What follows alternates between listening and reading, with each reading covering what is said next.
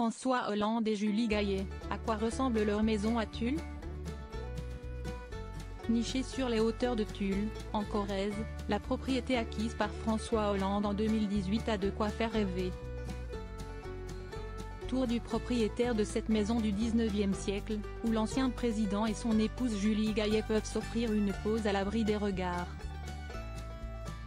Il y a 5 ans, François Hollande posait ses valises à Tulle, son fief de Corrèze, non pas pour une visite de quelques jours, mais pour y devenir propriétaire. En effet, l'ancien président de la République et ex-compagnon de Ségolène Royal est tombé sous le charme d'une belle maison de maître du 19e siècle. Après de nombreuses recherches et de longs appels, j'ai pu trouver la maison qui correspondait à mes vœux, avait-il fait savoir dans les colonnes du quotidien local La Montagne. Des retrouvailles, pour l'ex-chef de l'État, qui possédait déjà un historique avec cette demeure de 2800 mètres carrés.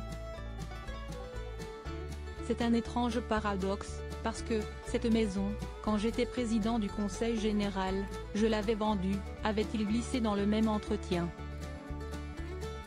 Mais de quoi a l'air ce nid douillet corrézien, que François Hollande s'est offert pour ses séjours hors de Paris, et pour marquer son lien à la ville de Tulle, dont il a été maire durant 7 ans.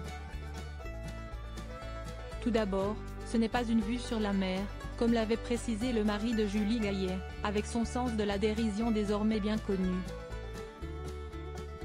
D'une belle superficie, la bâtisse construite à la belle époque, trône sur les hauteurs de ville, au cœur d'un parc de 3000 m². Elle dispose d'une maison de gardien, située à l'entrée du domaine, de 2 étages et d'un grenier, avec un intérieur entièrement rénové.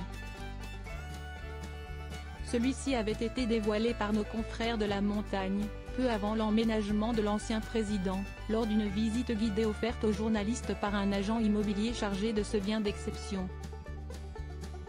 Une tranquillité aux antipodes du fort de Brégançon. Grand salon lumineux au parquet boisé, cheminée d'époque, poutres repeintes, un bel escalier en bois, salle de bain refaite à neuf avec baignoire et douche italienne. Et le clou du spectacle, la vue de la chambre, qui offre un panorama imprenable sur Tulle. Un tour du propriétaire qui laisse rêveur, et n'a rien à envier aux villas de bord de mer. D'ailleurs, le prédécesseur d'Emmanuel Macron s'est récemment laissé aller à quelques confidences sur son mandat. Et notamment sur le souvenir mitigé qu'il garde du fort de Brégançon, lieu de villégiature présentielle qu'affectionnent particulièrement les époux Macron. Quand vous vous baignez, vous vous dites, le coût du bain est élevé, avait pointé François Hollande à propos de l'accessibilité de la plage du fort. Isolée pour des besoins de sécurité, et du dispositif très coûteux mis en place autour de celle-ci. Un manque d'intimité que l'homme politique ne semble pas regretter.